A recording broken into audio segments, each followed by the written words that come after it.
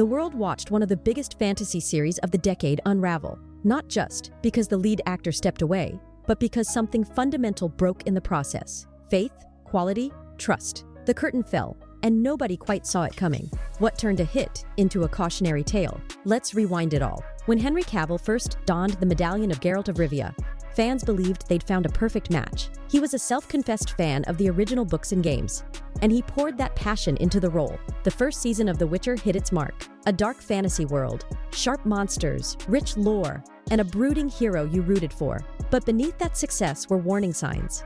Reports began emerging, creative tensions. Cavill wanted fidelity to the source material, the novels by Andrzej Sapkowski. Others in the writer's room were less concerned with book purism and more with coming up with what would hit for streaming platforms. The actor who helped design his own costumes, down to the plating and fight mobility, found himself increasingly at odds with pacing, tone, and character arcs. In short, the show's foundation was shifting from inside and out, and no one in the audience knew it yet. But that wasn't the whole story. Then came the announcement that shocked the fandom. Henry Cavill would leave after season 3, and Liam Hemsworth would take over as Geralt. The backlash was immediate, loud, and merciless. Hashtag No Cavill, No Witcher began trending. Forums lit up with claims of betrayal of "We love the old Geralt," and "This isn't our Witcher anymore." Netflix framed it as a new era, fresh vision, but for many fans, it felt like a dethroning. The actor who embodied their expectations was gone,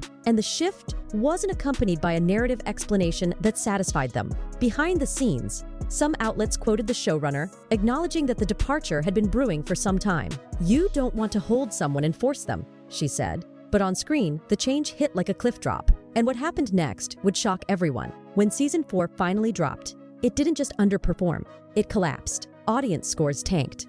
Longtime fans felt alienated. The writing, the tone, the mythos all looked different. Instead of a monster-hunting saga rooted in lore, many saw rubber-stamp blockbuster beats, shallow arcs, and Geralt reduced to a cameo of his former self. Critics and fan metrics showed a sharp decline. While the series originally carried a strong brand of dark fantasy meets video game scale, the new version seemed drained of stakes. As one fan wrote on Reddit, "Honestly, I don't think we'll ever really know until the end of The Witcher. It's absolutely more complicated than Henry Good, writer's bad." The shift wasn't just in tone, but in essence. Viewers felt the heart was missing. Scenes that once conveyed menace now felt formulaic. The continent felt smaller, the monsters less threatening, the stakes less personal. And then the collapse was public. As the backlash reached a fever pitch, the showrunner, Lauren Schmidt-Hissrich, decided to go live. Maybe she thought it would be a moment to reconnect with fans. Maybe she underestimated the storm she was walking into. The livestream started off like any other. A calm face, studio lighting, a warm-toned backdrop. She greeted fans, thanked them for tuning in, and promised transparency. But it didn't take long for the comments to shift the energy. The chat was brutal. Thousands of messages poured in within minutes, some pleading for answers, others outright angry. "Why did you do Cavill dirty? You don't respect the lore. This isn't The Witcher. It's a parody of itself." Lauren tried to keep her cool. She repeated that the cast and crew had poured their hearts into season 4. She talked about the long hours, the on-set camaraderie, the love for the world Sapkowski had created. But every time she paused, the chat dragged her deeper into the flame. At one point, she addressed the recast directly. Henry's departure wasn't sudden. It was a decision we all understood. We support him. We're proud of what we've built. But that statement only lit the match. Commenters flooded the chat with callouts. "Proud of what? You ignored the fans. Liam's trying, but he's not Geralt." Then came the turning point. A viewer asked, "Do you actually read the books?" Lauren paused. For just a second, too long. Her eyes shifted, her shoulders tensed, and then came the crack in her voice. "We tried to honor Sapkowski's world, but we can't please everyone." Her words trembled, her face flushed. She was clearly overwhelmed, but the chat showed no mercy. "Then don't say you honored anything. This is what happens when ego writes the script. You didn't just lose Geralt. You lost the fans." And then, silence. The live stream cut off. Mid-sentence, no goodbye, no wrap-up. That moment exploded online. TikTok edits surfaced within an hour. Some sympathetic, most not. A slow zoom clip of her emotional expression, set to sad music, went viral. Memes flooded Reddit. Her face with the caption, "We honored the books, I swear. YouTube channels uploaded reaction breakdowns titled Witcher Showrunner Melts Down Live and Why Netflix Can't Fix This. What was meant to be a moment of clarity turned into the franchise's most public unraveling. Worse still, the breakdown didn't just expose Lauren, it exposed the divide between creator and audience. Fans weren't just upset, they felt mocked by a team that kept insisting they were being heard, while ignoring the heart of what made them care in the first place. And from that point on, the conversation wasn't just about the show anymore. It was about what it meant for all of streaming. The internet stopped being just critical. It turned collective.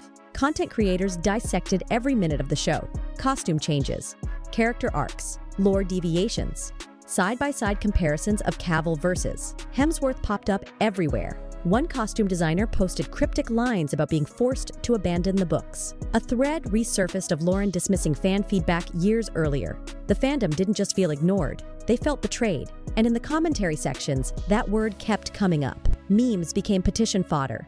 Reaction videos racked up millions of views. Forums became echo chambers of frustration. More than that, a narrative emerged. Not just, the show got worse, but this is how you destroy hope.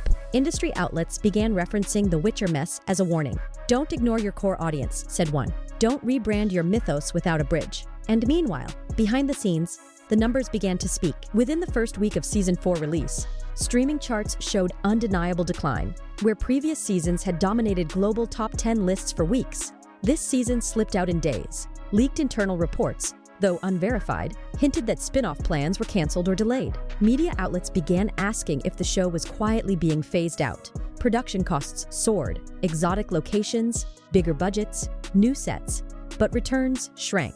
The show that once looked like Game of Thrones, level streaming gold, started to resemble a textbook case of diminishing returns. And as the financials worsened, the idea of the Witcher universe expansion, spin-offs, movies, ancillary content, began to vanish from public view. A once ambitious monster hunting franchise risked becoming forgotten. As the dust settled, a broader warning emerged. When the trust between creator and audience breaks, even the biggest IPs bleed out. This isn't just about a show declining.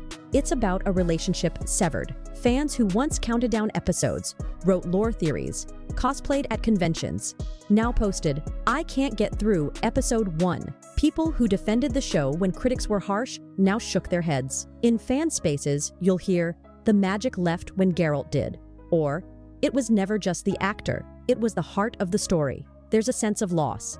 And more than that, a lesson for media franchises everywhere. Writers, producers, actors, and platforms took note. Don't dismiss what built your world, read one meta-commentary. Don't swap out your lead without bridging the narrative and emotional gap. And as streaming fatigue rises, the Witcher collapse becomes a case study. Big budget plus big IP does not equal guaranteed success. And standing at the end of that collapse is a simple question. Was this a tragic end or a cautionary tale? In the end, the story of The Witcher is bigger than swords and spells. It's a story of trust, a story of what happens when creators stop listening, when change isn't bridged, when fans don't feel respected. The Witcher didn't just lose Henry Cavill, it lost its connection.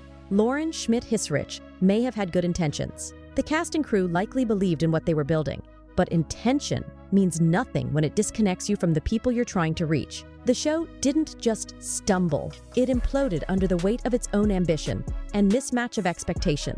It didn't just lose its star, it lost its heart. So the next time you see a hype trailer, a major recast, or a rebrand of a beloved franchise, remember, behind the spectacle lies a fragile contract between storyteller and audience. When one side pulls away, the whole thing can crumble. And as the curtain closed on that tear-filled livestream, it wasn't just an ending, it was a warning. So ask yourself, will your next favorite stay alive because they honored the story, or because someone thought they could just change the lead and call it fresh? Thanks for watching. If you enjoyed this deep dive, drop a comment with your own favorite Witcher moment, or the show you think made the same mistake. Don't forget to like, subscribe, and hit the bell. This story isn't just done yet.